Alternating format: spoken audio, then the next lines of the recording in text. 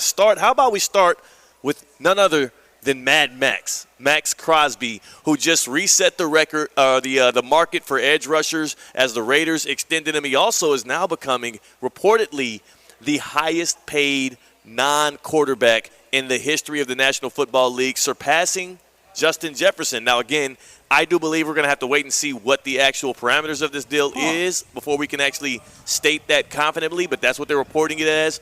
A 3-year extension, $106.5 million, 91.5 of that guaranteed.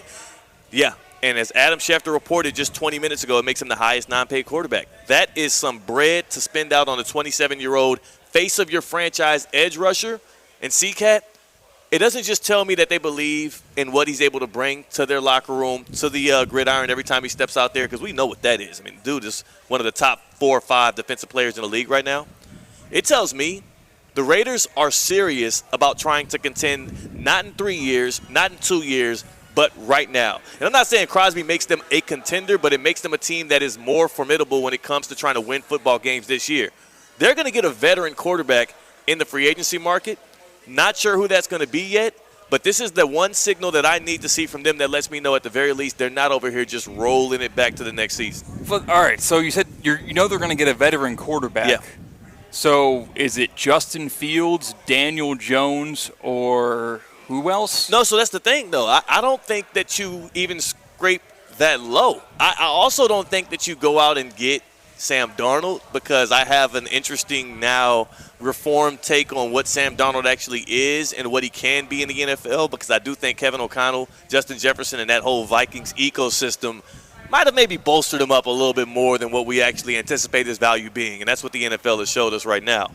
But when you re-sign Maxx Crosby today, 1 week ahead of free agency, this far ahead of the draft, and you also are being mocked right now to get a guy like Ashton Genty in the draft, which we both have already stated. You don't draft the running back that high unless you feel like you're going to be building a team that can make those carries matter, right? Yeah. You don't want to Saquon Barkley him and have him on a 3-4 win team every year, and he's churning out yards, but he's taking a beating on his body, and it's not really helping anything. Yeah, I think a great running back turns a great team elite. Yeah. It cannot turn a bad team to a good team. No, you can't. That's why when you think about Barry Sanders' career, even back when the league, the running back was in vogue and the league was like dominated by such, the Lions sucked, the Cowboys were elite. Emmitt Smith was not a better running back than Barry Sanders, but everything else around them, the ecosystem in Dallas, obviously superseded. So, again, if the Raiders are actually serious about looking at a guy like Genty early in the first round, if they're re-signing a guy like Maxx Crosby, again, a week ahead of free agency, as they also have other money opening up, they went out and got a head coach that's not a young offensive guru. No. 74-year-old Pete Carroll, who I don't know if you know about 74-year-olds, but generally speaking, they want it now. They ain't waiting. They're not that patient. And they also don't have Pete Carroll Jr. waiting in the wings like Bill Belichick has at UNC. This is a win right now with Pete Carroll while we have Pete Carroll. He cares about trying to make an effort towards winning in that division, winning in that conference, and trying to maybe chase another Super Bowl. Now, it's going to be extremely difficult, but this kind of a move, re-signing Maxx Crosby and doing it at a record deal, coming off a team that was just a 4-win squad, you don't do that. Think about like even the Cleveland Browns. They don't want to trade Myles Garrett, quote unquote, but the reason why they're saying they don't want to trade him is Andrew Berry, the GM, and Kevin Stefanski, the head coach, they still have thoughts of and hopes for actually competing. We don't see it, but they see it. The Raiders, you don't re-sign Maxx Crosby at this age, at the back end of his career like this, probably in his last 3 or 4 seasons that he'll be efficient for you. If you don't feel like you're going to build a contender around him, the question is, what's the next move for the Raiders? But I think that the answer that we got from this move is they're serious about winning today, and I want to go see. I haven't seen any of their win totals early on, and I'm sure that it's still probably hovering around 6 or 7. I still would take the over in that because I look around the rest of the AFC West. The Chiefs today got worse. They traded away Joe Tooney, the left guard who was playing left tackle when the Chiefs lost their left tackle earlier in the year, who was an all-pro. They traded him to the Bears for a late fourth-round pick or whatnot, so that's not a very helpful win-now move.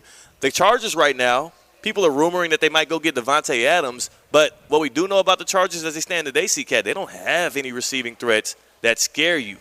If the Raiders can go out and figure out the quarterback position somehow, some way, whether that be Russell Wilson, whether that maybe is Justin Fields, which I don't really see happening, but maybe Brady feels like it's one of those things where you do go out and get a Shedeur Sanders and you build the right roster around him and you can win early with a rookie quarterback, which we've seen 2 years in a row, Texans and then Commanders. There's routes to them being better than what we anticipate, and I think that, again, today signals that they also believe that same way. Yeah, so they're going to trade up for a quarterback? Because I feel like the closer you get to the NFL draft, those Shedeur's quarterbacks falling.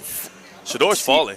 You say that now. Yeah. I honestly think we're going to see him float rather than fall because we're such a quarterback-dependent year, and there's only 2 considerable quarterback options that can start next year. Yeah. And Shedeur Sanders is one of those 2 with Cam Ward. We're already talking about how the Giants and the Jets, depending on how the quarterback market shapes up, might trade up for that number 1 overall pick. I honestly don't see a world in which Shedeur Sanders doesn't go in the top 3 because of that. So here's what I will say, and this is anti to everything else I really believe in, and I hope the Raiders don't get this desperate for a quarterback. I do believe that the most desperate team right now is the Giants, and they are maybe the one to pull the trigger and do this. Aaron Rodgers is still out there, C-Cat. For the Raiders. Aaron Rodgers is still out there, and Maxx Crosby said yesterday before this extension that he would love to see the future Hall of Famer come to Las Vegas and play and lead that franchise. And here's why I say I think that if out of all the teams that are potential Aaron Rodgers destinations, I would hate it for the Giants. I would hate it, obviously, for a team like the Titans, who I know that, Vikings, Titans, some of those teams have been rumored. I think those guys are going to go with the young guns. The Titans will get a number 1 pick. They'll get Cam Ward. The Vikings are going to turn it over to J.J. McCarthy. That feels all signed, sealed, delivered. As for the Raiders, though, if you think about it, part of the reason why the Aaron Rodgers experience failed in New York was because they turned their franchise over to him.